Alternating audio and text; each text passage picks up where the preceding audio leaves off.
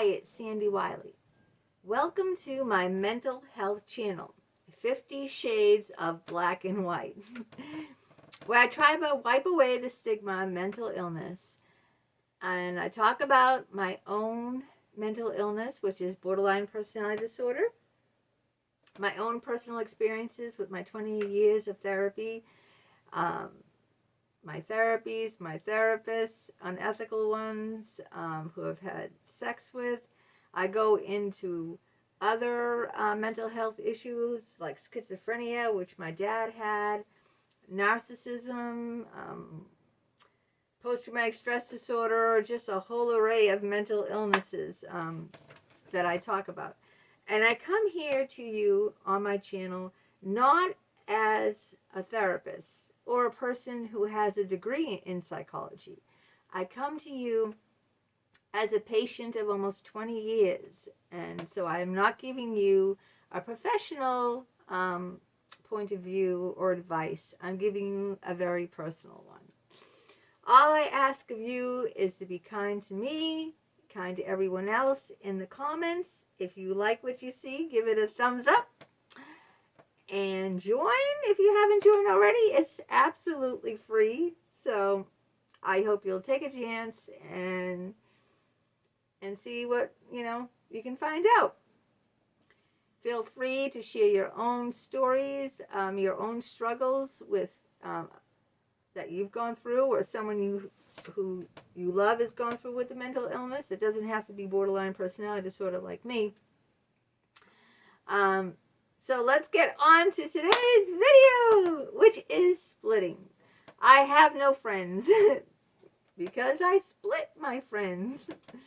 And I'm not talking about the splitting that magicians do on the stage when they ask, either they have they ask a volunteer from the audience, or they have a beautiful, lovely assistant dressed in something really scantily, skimpy. And she comes up and she lays down and in a box usually. And the magician splits her body into two pieces. That's not the kind of splitting I'm talking about. Splitting is a term used in psychiatry to describe the inability to hold opposite thoughts, feelings, or beliefs. Some might say that a person who splits sees the world in terms of black or white. Like there's no in between. There's no gray area. That's why I named my channel 50 Shades of Black and White. It's the all or nothing mentality. It's a distorted way of thinking in which the positive or the negative attributes of a person or event are neither weighed nor cohesive. And of course, it's very common in people that have borderline personality disorder. They say we use it as a defense mechanism.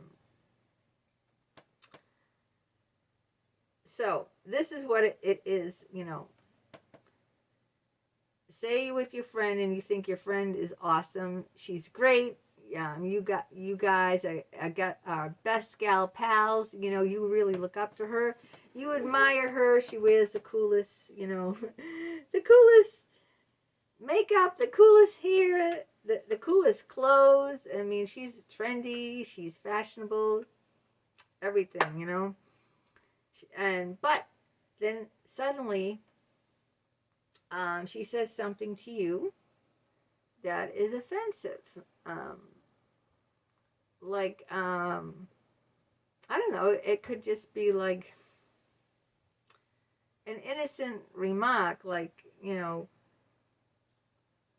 let me think of something. I don't know, anything that isn't meant to really harm you. Like, well, let's just say that I'm trying to come up with a good example. You say, like, what are you doing? Let's go shopping. We love to go shopping. Let's go shopping Wednesday, all right? You have Wednesdays off from work. And she says to you, oh, I'd love to go shopping with you Wednesday, but I can't. I'm sorry. We'll have to make it another time. And you go, oh, okay. Well, why can't you go shopping on Wednesday? You have the day off. And she says to you, oh, yeah, I've already made plans. Sorry. And you go, oh, You made plans with who? Oh, I made plans with Nancy. Nancy? Who's Nancy? Oh, she's a girl. She's another woman at work. Oh, you didn't tell me about Nancy, you know? See, in that circumstance, the girl, your friend did nothing wrong, right? She just made plans with the girl at work. No biggie, right? She's going to have lunch with her. You wanted to go shopping, and you knew she had the day off. So you asked her, and she said, oh, I'm sorry, I can't. Now, all of a sudden, she mentions this girl, Nancy, that you never heard of before. She's never mentioned her. Not that it really matters anyway. She's a person at work that works in the same place as your friend, your bestie, okay? Now your bestie is, the day she has off, Nancy is taking her time. There's always an element of jealousy. Now, why is it the element of jealousy there? Because we're very scared of feeling abandoned, okay? We're petrified. Like, you love this bestie girl, okay? You and her are like this. And you guys do everything together. And, you knew it was her day off. And you thought, oh, I'd love to go shopping with her. And now this other girl, Nancy, is with her, taking up her time. Your bestie. So now you're worried, oh, what if she likes Nancy better than me? Or what if they start getting closer? What if she starts, spending her day off with Nancy instead of me? And now you're seeing her in negative terms, She's not making time for me. Why can't she be with me? Why is she going shopping with her? Who is she? She's just going to, or whatever. Da-da-da-da-da-da-da-da-da-da-da-da. And now I don't even like her. You know what? We don't really have that much in common, This is splitting. You went from this gal pal is my bestie. I love her. We're like sisters. She's so cool. Everything she does is just so cool. I want to be just like her. She's got this confidence and this swag and everything going. And now all of a sudden she made plans, when I asked her to go shopping. And now she brings up this girl, Nancy. And now I'm angry. I'm hurt. I'm jealous. You know what? I'm not even going to bother asking her to go shopping again. You see how it goes? Now I've split her. Now she's no longer this cool gal, bestie pal. Now she's like, oh, she just wants to hurt me. I'm not good enough. She made plans with someone else. And I used to do this. I remember doing this. Oh, when I was as young as before I was a teenager, like 11 or 12. And I did this with the best gal pal. I felt these feelings. I mean, it wasn't, I felt these feelings that I want to monopolize my best friend. And I did this as young as, and the girl was Nancy too. But I didn't know when I was 11 or 12, that what I was doing, But I know that I would be insanely jealous when she was friendly with any other girl. And I wanted, like, Nancy all to myself. And this was when I was very young. But this feeling like I want the person all to myself has never left me. Like, take, for instance, in high school, all right? I had 3 best gal pals in high school. Julia, which I've talked about before, the one I slapped. Maria and Cheryl. Now, I was good friends with each one of these girls individually. These girls were not friends amongst themselves. They only associated with each other when I was there, So they weren't each other's friends. We weren't, I was friends with each of them. But we weren't all friends. Even though we all had lunch together in the cafeteria in high school, it was only because each one of them was friends with me. So I kind of ran the show. Now this was before any of them really made close friends with anyone else. I kind of had a way of honing in on the losers like me, like the misfit toys, I kind of like, of course, I didn't, the popular girls wouldn't look at me. So let's take Maria, first of all. I met her freshman year. She was really, you know, she was grossly obese, extremely shy, and she didn't have any friends, because, later on she lost all the weight and became very outgoing and then trashed me, ditched me, left me in the dust. I made friends with her. Then Cheryl, who was tall and thin and beautiful, I made friends with her my sophomore year because she came from another school. I don't know what happened in that school, but she left another high school and joined my high school. And she sat, I think, behind me. So I befriended her right away because she didn't have any friends in my high school because she just started, she left her high school, joined my high school, and before she could make friends with anyone else, I befriended her. When she just started, she was brand new.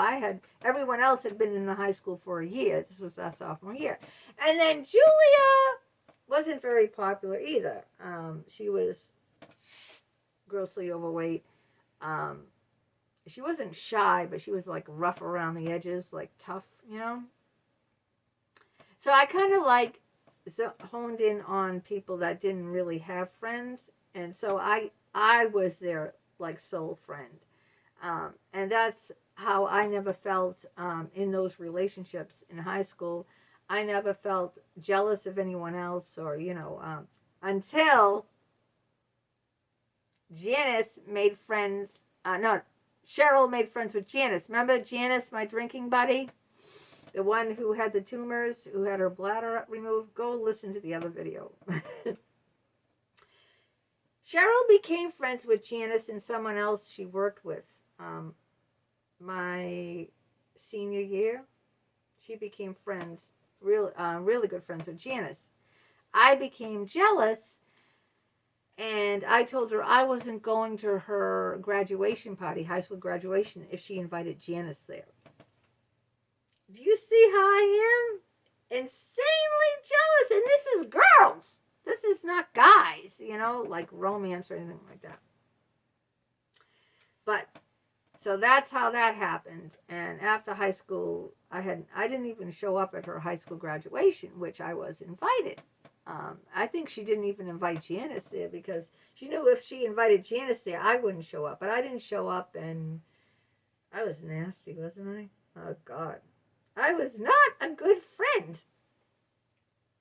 Well, this is what the splitting does. It separates a person into all good or all bad. And there's a very fine line the person has to walk. Otherwise, they're tossed in the all bad section, and you don't want to be in the all bad section, No.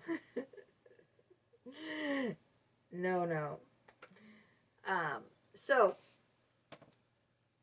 I wish I could, let me try to explain this a little bit in more detail. Of course, it has to do, like I say, with jealousies, insecurities of being abandoned, that force me into this all good or all bad thing. I become so frightened, I try to explain that, I feel like the person is going to, hurt me, leave me, abandon me. So any little thing, I can't just roll off my shoulders because I'm very, very frightened. And it builds up too. So I'll keep a list of things, like Santa Claus, making a list, checking it twice. That's what I do. So if you've hurt me, it's on the list, all right? On February 10th of 2020, Kathy didn't call me when she told me she would. I get upset. I get angry. I just use this as an analogy. There is no Kathy in my life. I get upset. I'm hurt. I get angry. Kathy is bad. You know, she's not a good friend. She told me she was going to call me, and she didn't. All right? So that's on the list. Then I find out later that, you know, Kathy's father had a heart attack, and she was at the hospital, whatever. So all's good with me and Kathy now. Then, like, I don't know, December 2022, something else happens. And then that I write that on the list. And I have a list of every hurt that Kathy caused me. It's on that list. Someone else would just totally forget about it, all right? Someone else would just blow it off, you know what I mean? Whoopee. She didn't call. She said she would. No biggie, right? They wouldn't have it written on the list. And they wouldn't keep a list of everything. So the next time that Kathy hurts me, not only is what she did that day got me angry, but then I check her list. This is me now.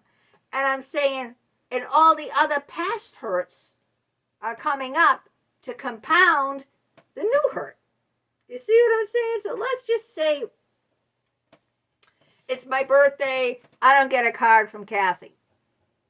Okay, I'm angry. Kathy's no good. She's bad. Never mind all the wonderful and beautiful things she did during the years of our friendship. It doesn't matter.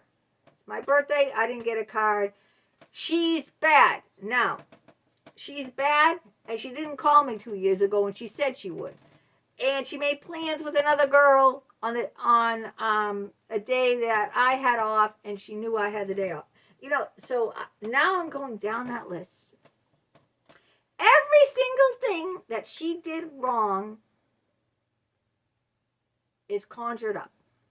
Things that people would have forgotten a long time ago is all brought up as if they happened yesterday. So now I'm not just dealing with the hurt of what she did now. I didn't get a card on time. Maybe it's coming late. Maybe she was so busy or something preoccupied her that she forgot. I don't know what it is. But it's not just this hurt that she did now. It's all the other hurts that she did. So now they've all accumulated. Now Kathy is evil incarnate. Oop. I think I just kicked it. Someone asked about this picture. Yes, this is my special needs son, Alex, who's 28 years old. He's autistic, and he also has traumatic brain injury. That's me and him. But the picture fell. I knocked it down. But, so see, that's how the person becomes all bad. Because for me, I don't know what other borderlines do. I'm only talking about my personal experience here. Because I take all the past things that person did, not just the current thing that they did right then and there. I take all the other things they did. And it's this huge list, right, of grievances. And at some point, after doing this time and again, the person has such a huge list, right? Because I keep score. That's it. I'm done with you. You know what I mean? You've done this. Here's my list. You know, someone without borderline personality disorder might not have no list at all. Might have forgotten. Oh, she said she called. She didn't.